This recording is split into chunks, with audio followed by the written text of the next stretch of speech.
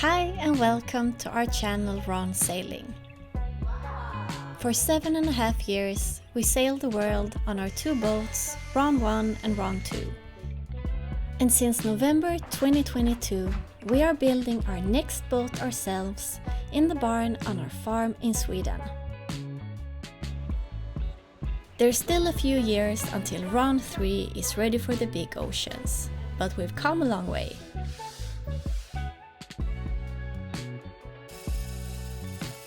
In May we reached the biggest milestone yet, to pull the hull out of the barn and turn it around 180 degrees. During the summer we've been laminating the inside of the hull, and last week we finished the last big lamination, which was the reinforcement of the keel area.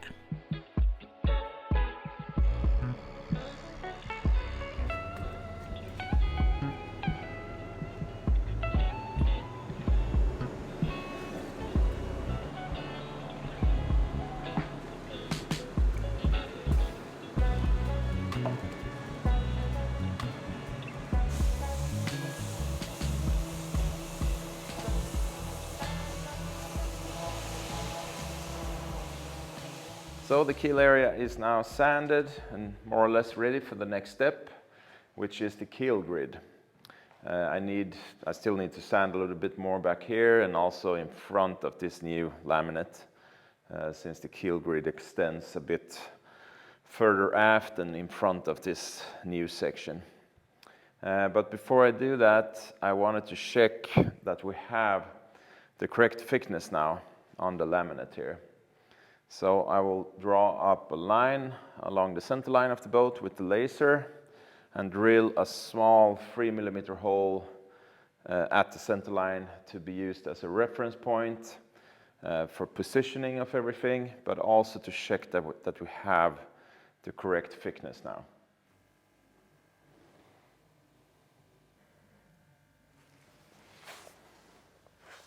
Yeah, obviously this is not something that I like to do, drilling a hole in the bottom of the boat, but it's just a pilot hole, like I said, so I can easily fill it up with thickened epoxy.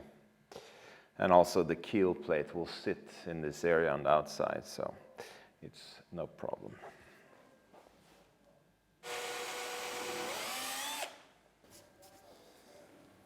Okay, let's see if I can find that hole on the outside.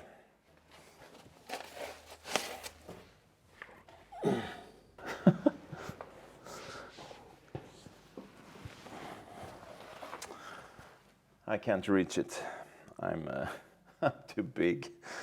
There's not enough room in there, so I guess I have to ask Malin, and maybe she can reach that hole and put the tape over it, so I can just drop the drill from the inside and then I can measure the thickness. Här? Ja, om du kryper in. Var är hålet? Ja, om du Hela vägen in i keelracessen? Ja. Nej! Ja. Fy, vad är det? Nej, men jag får inte plats med huvudet ens. Ja, men du får lägga dig på rygg. Och så, du ser att borret sticker ner där nu. Jag ser inte ens borret. Nej, men jag kommer fastna med huvudet. Nej, men du får lägga sig på sidan. This is not for the claustrophobic person. There's a lot of crazy things you have to do in this build. I didn't remember it as that Fy, tight. vad läskigt. Jag kommer fastna. Nej, det kommer inte fastna. Jo, jag kommer. Men Det är kanske 20 centimeter ifrån. Du tar någon jättesmal med jättelånga armar. Det är ingen som blir Jag gör det med tån. This is what it must feel like, the ones that are crawling in caves. That is not for me. Har du ett sånt klaustrofobi? Nej, visste jag inte att jag hade, men den där var ju sjuk. Yeah, obviously it was a bit too tight under the boat, so I'm going to try something differently. I'll just measure 25 millimeters on the drill bit, put some tape there and drop it down. And if I can see the drill on the outside, yeah, then it's not 25 millimeters.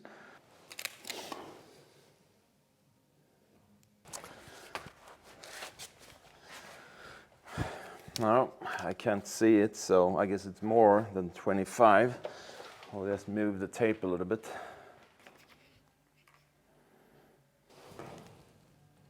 Barely sticking out. So I'm guessing, yeah, the laminate is around 25, between 25 and 26 millimeter thick now. And even more where I have that extra reinforcement for the chain plates. In those areas it's probably more like 50 millimeter. So I've been measuring a lot in here now just to make sure that everything is in level according to the waterline. And what you see here now, the laser line, that's the top level of the keel grid. And just a little bit above that is where the actual floor will sit inside the boat. So the next step now will be to figure out the shape of keel beam number 6, because yeah, I have decided to start with that one. One of the benefits of having the whole boat drawn in 3D is that we can use that file to make section cuts to get like a 2D plane that we can send to our handheld CNC router, so we can make accurate cuts for most of the pieces for the boat. And that's also true for the keel grid now. The only difference here is that the real life shape of the inside of the hull here will deviate slightly from the drawings, since we have added a lot of glass here.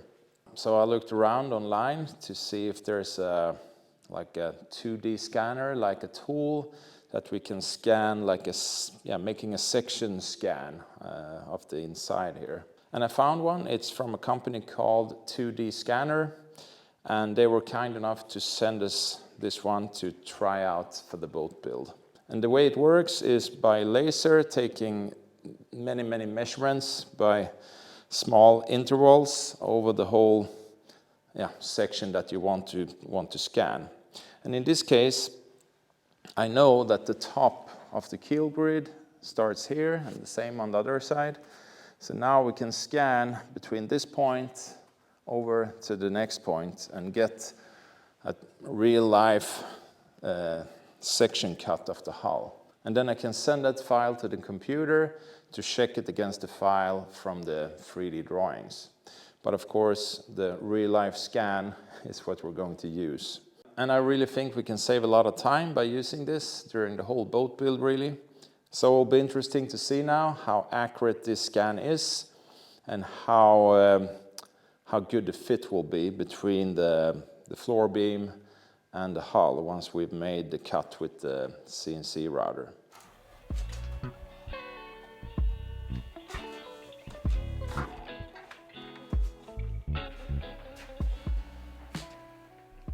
So we've been thinking quite a lot on what material we should choose for the keel grid in the boat.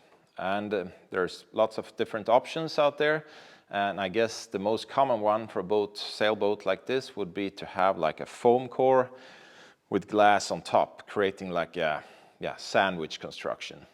And I guess the main benefit of that is that you're creating a really light structure, but really stiff and strong at the same time. And there's other options. You could have like a steel grid or one from aluminium that are glued into the hull. But we have decided to go on a bit different route and build the keel grid from mahogany. So we build the whole grid from mahogany that will glue into the hull with thickened epoxy. And then on top of that, we will put fiberglass to really bond the whole grid with a large surface area into the hull. So there will be some similarities to having a foam core. The only difference here is that we will use less glass over the grid and that the core, in this case, the mahogany, will also carry some load. I guess the downside of using mahogany is that this keel grid will be a bit more heavy than if we had chosen to have one with the foam core. But I'm also thinking that this grid will be really strong. And on top of that, I also happen to really like working with wood. And we have a lot of this really high quality mahogany, and there's plenty enough so we can use some mahogany also for the interior later on if we choose to do that. So I'm really looking forward now to start building this grid. It will be a new phase in the build, and it's also nice to get back working with wood again.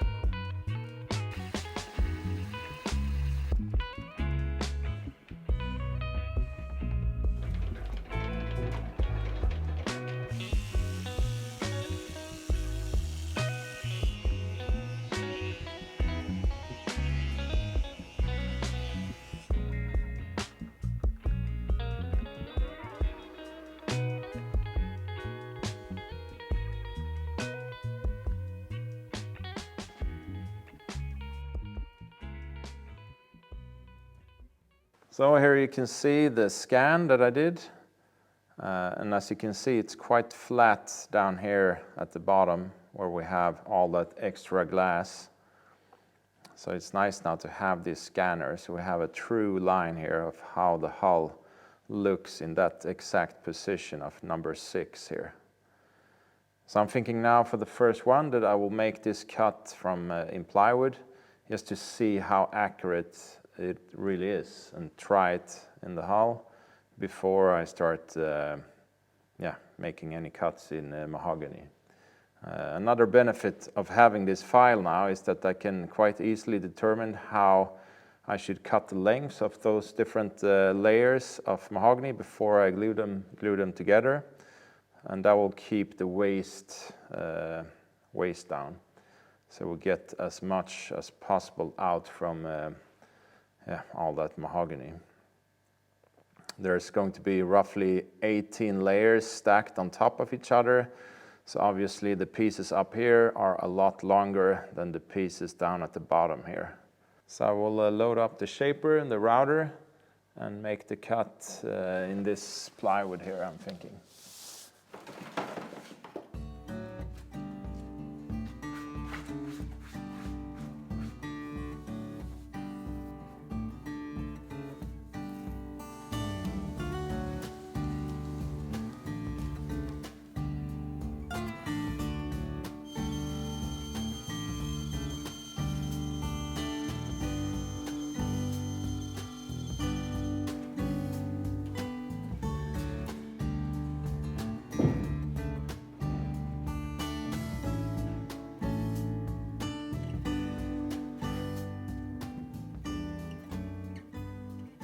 I can't remember which side the scan was taken from. Yeah, Next time I will make a mark for the center line to make it a bit easier to position it. But I think the fit is quite okay actually. Feels pretty cool that this is more or less the floor level that we'll have in the boat once it's finished.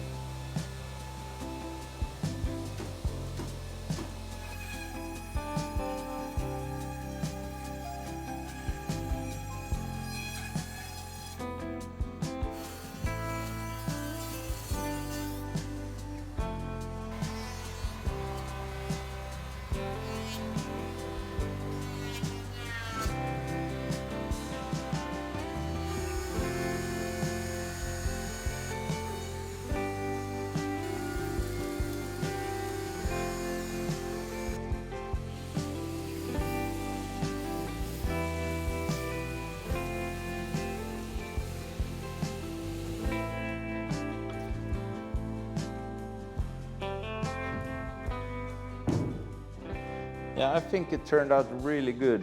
It's a nice fit and yeah, but as some of you might see, this is actually not number 6, this is number 7. I made a small mistake on one of the planks here of mahogany when I cut them to length, so when it was time to cut number 6, it was a bit too short to fit that file on it. So I decided to make another scan for number 7 and make this one instead. And I have to say that scanner, it really helped. But for the next one, I'm thinking I will use more points or clean up the line a little bit in the program to get the more even curve.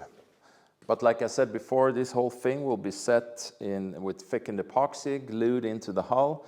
So any small gaps here will be filled up with epoxy. And there will be a pretty big fillet along the corners here to make it easier for the fiberglass that is coming in on top to conform to this shape.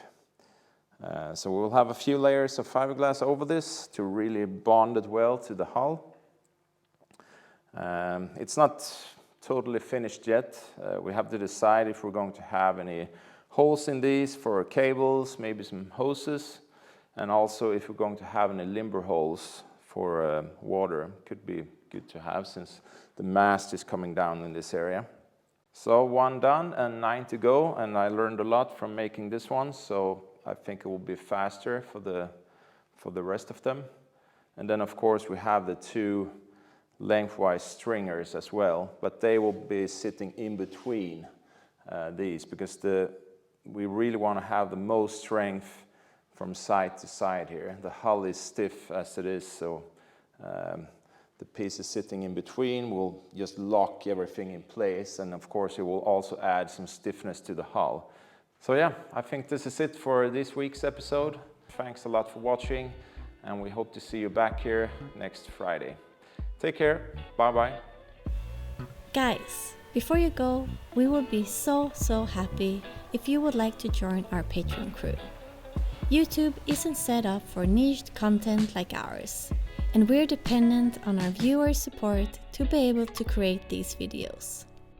A big thanks to everyone who already supports our production.